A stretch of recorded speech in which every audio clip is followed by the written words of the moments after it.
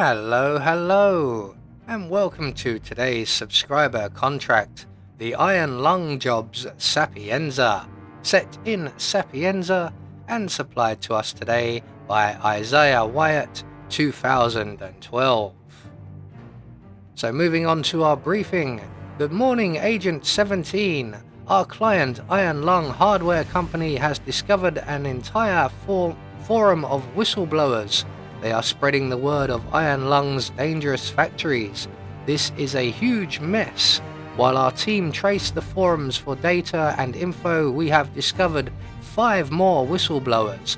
They are currently in Sapienza, Italy. We have been asked to eliminate them via the IronLung letter opener. This won't be easy to clean up, 17.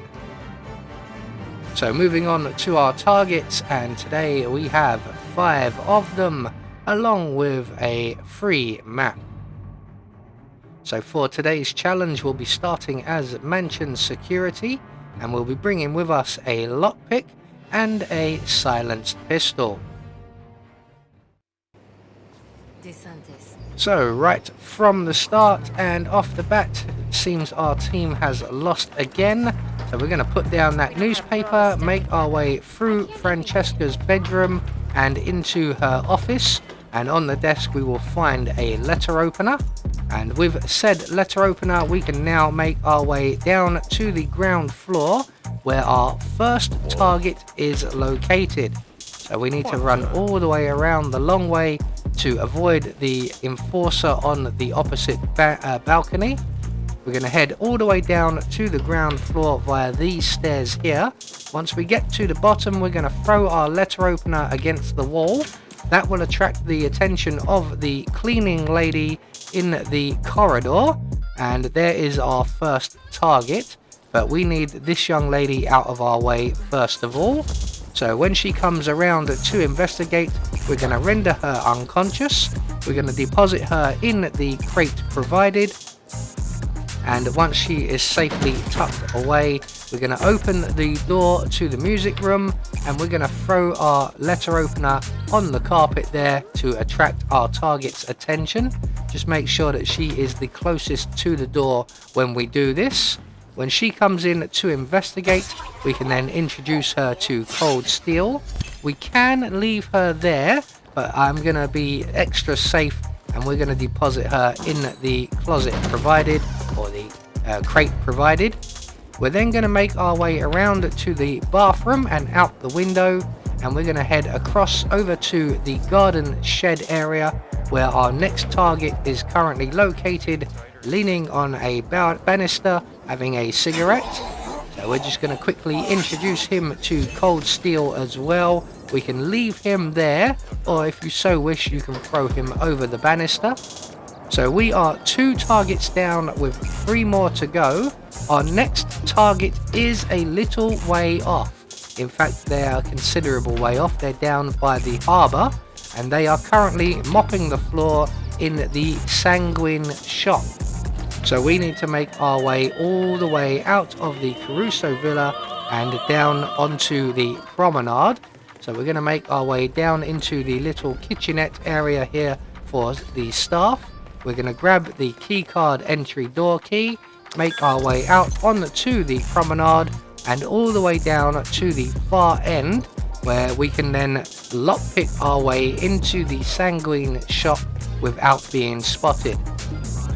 So there are a number of doors to this place, but this is the safest one to lockpick our way into, and if anyone spots us, it will be our target. So we can lockpick our way into the door, run inside and introduce our target to cold steel. We are going to have to move this gentleman, as somebody else will come in here eventually, and they will spot him if we leave him where he is.